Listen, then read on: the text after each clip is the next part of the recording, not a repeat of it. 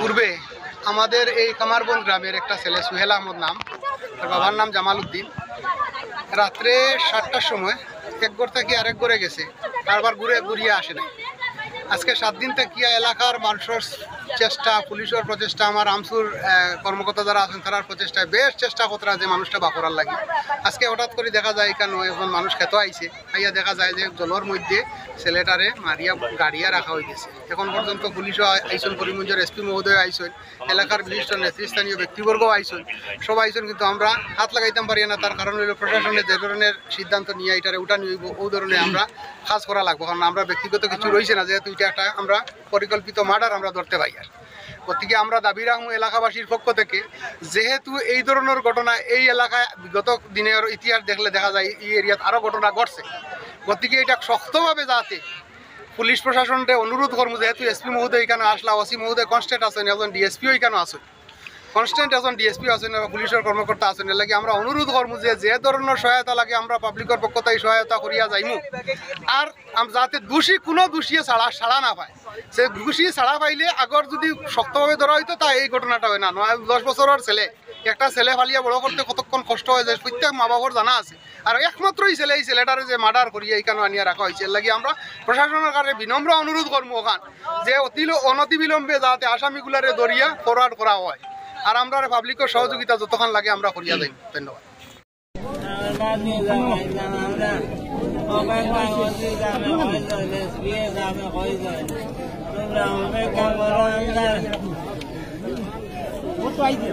আমরা অপেক্ষা করো, আমরা অপেক্ষা করছি, আমরা এখন প্রশাসনের কাছে আমরা চাই, আমরা অতি সত্তর ঘন্টার ভিতরে আমরা অতি সত্তর আমরা আসামি লাগে, আমরা আর বেশ কিছু চাই না। আমি আর বেশ কিছু কথা কইতে পারি না রে বাবা, আমরা বহুত হয়েছি মিডিয়া।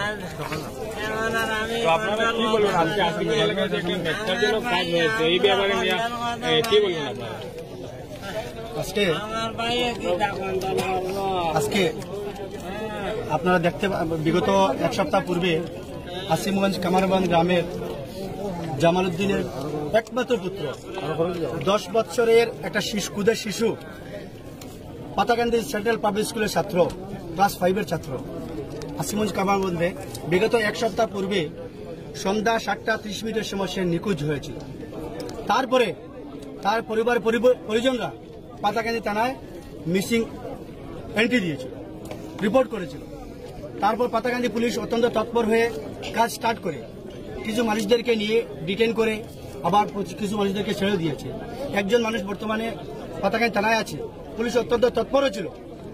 আমরা আজকে বুধবার সকাল 10 ঘটিকার সময় এই গ্রামের সুহেল আহমেদের ঘর থেকে 400 মিটার দূরে যে স্টুডেন্টটা হত্যা করা হয়েছে তার নাম সুহেল আহমেদ, তার ঘর থেকে 400 মিটার দূরে একটা নালা রয়েছে, একটা খাল আমরা যেটা বলি নালা রয়েছে। সেই নালার মধ্যে পানির নিচে বুকে পিঠে পাথর ভেদে কুঠি মেরে ওকে পানির তলে পুঁতে রাখা হয়েছে। অত্যন্ত নির্মম ভাবে তিল করে ওকে হত্যা করা হয়েছে। তাই আমরা আজকে আপনারা একটু পূর্বে শুনেছেন ওনাদের পরিবারের যে অবস্থা, মা বাবার একমাত্র সন্তান, একমাত্র পুত্র সন্তান, তাকে আজকে অত্যন্ত তিলভাবে নির্মমভাবে হত্যা করা হয়েছে। আমরা বৃহত্তর এলাকাবাসীর পক্ষ থেকে আমরা তীব্রভাবে নিন্দা জানাই যে বা যারা কুলাঙ্গার এই হত্যার সাথে জড়িত, পাতাকান্দি পুলিশ প্রশাসন থেকে শুরু করে জেলা প্রশাসন থেকে শুরু করে আসামের ডিজিপি মহোদয়কে, ডাইরেক্টর জেনারেল অফ পুলিশ মহোদয় সুদৃষ্টি আকর্ষণ করে সারা আসাম সংখ্যালঘু ছাত্র ইউনিয়ন এবং বৃহত্তর আসিমগঞ্জ এলাকার এবং কামারবন্দ এলাকার মানুষের পক্ষ থেকে আমরা গণদাবি জানাচ্ছি যাতে অতি কম সময়ের ভিতরে যাতে সোহেল আহমেদের লাশের সাথে যে বা যারা জড়িত, যে বা যারা ওকে তিল করে নির্মমভাবে হত্যা করেছে ওদেরকে আইডেন্টিফাই করে খুব কম সময়ের ভিতরে যাতে ওদেরকে চিহ্নিত করে আইডেন্টিফাই করে গ্রেফতার করে দেশের সর্বোচ্চতম শাস্তি ফাঁসির দাবি জানাচ্ছি আমরা। আরেকটা কথা আমরা বলতে চাই, আসামি ধরতে হবে, কোনো আসামিকে রেহাই দেওয়া হবে না। ইতিমধ্যে আমার অ্যাডিশনাল এসপি স্যারের ফোনে কথা হয়েছে, পাতাকান্দি ওসি স্যারের কথা হয়েছে, পাতাকান্দি ওসি স্যার বিশাল টিম নিয়ে এখানে উপস্থিত আছেন। ওনাদেরকে আমি দাবি জানাচ্ছি অলরেডি দাবি জানিয়ে দিয়েছি আমরা, আমাদের যে গণদাবি, এলাকার যে গণদাবি, তার পরিবারের যে গণদাবি আমরা জানিয়ে দিয়েছি। কোনো অবস্থায় একজনকে রেহাই দেওয়া হবে না, যে কোনো অবস্থায়। আমরা টাইমও দিয়েছি 24 ঘন্টার ভিতরে আমাদের আসামি আইডেন্টিফাই করে, চিহ্নিত করে সর্বোচ্চতম শাস্তি প্রদান করতে হবে। এটা আমাদের বৃহত্তম দাবি। যেহেতু এই ঘটনায় যে যারা জড়িত আছেন, কালপিট যে যারা আছেন এবং এই নিষ্ঠুর মানুষ যে যারা, নিশ্চয় আমরা প্রশাসনের উপরে আস্থা আছে, প্রশাসনের ধরার পরে এরা চিহ্নিত করি। আপনি তো আমসুর ভালোর পরে কিতা হইবা, মানে কিতা হইবা যে এরা এখান থেকে বিতাড়িত করার কোনো চিন্তা নিতে পারেন? আমরা বিশেষ করে কেন আজকে আপনারা ক্যামেরা ঘুরালে দেখতে পারবেন হাজার হাজার মানুষ এখানে উপস্থিত। আজকে আসিম বাগর সাঙ্গনের পিছনে এবং কামারবন্দের মধ্যবর্তী স্থানে উপস্থিত একটা নালার মধ্যে সোহেল আহমেদের লাশটা রাখা হয়েছে।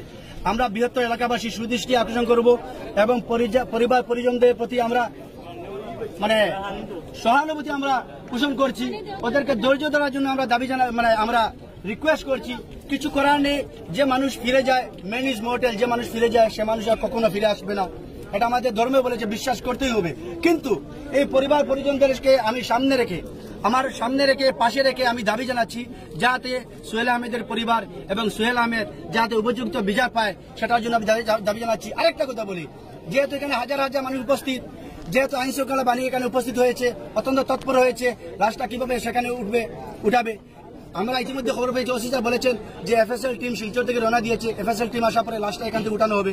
তা আমি বিশেষ করে এলাকার পক্ষ থেকে একজন সুনাগরিক হিসেবে, সচেতন ব্যক্তি হিসেবে, যে আমসুর একজন কর্ণধার হিসেবে আমি এটাই এলাকার মানুষের দৃষ্টি আকর্ষণ করব, আপনারা যাতে হুলস্থুল না করে শান্তি সম্প্রীতি বজায় রেখে পুলিশকে সহযোগিতা করে লাশটা উঠে দাফন করার ব্যবস্থা করার জন্য আমি বিনম্র অনুরোধ রাখছি। তৎসঙ্গে আবার আমি অনুরোধ রাখছি, আপনারা হুলস্থুল না করে পুলিশকে সহযোগিতা করুন, জেলা প্রশাসনকে সহযোগিতা করুন।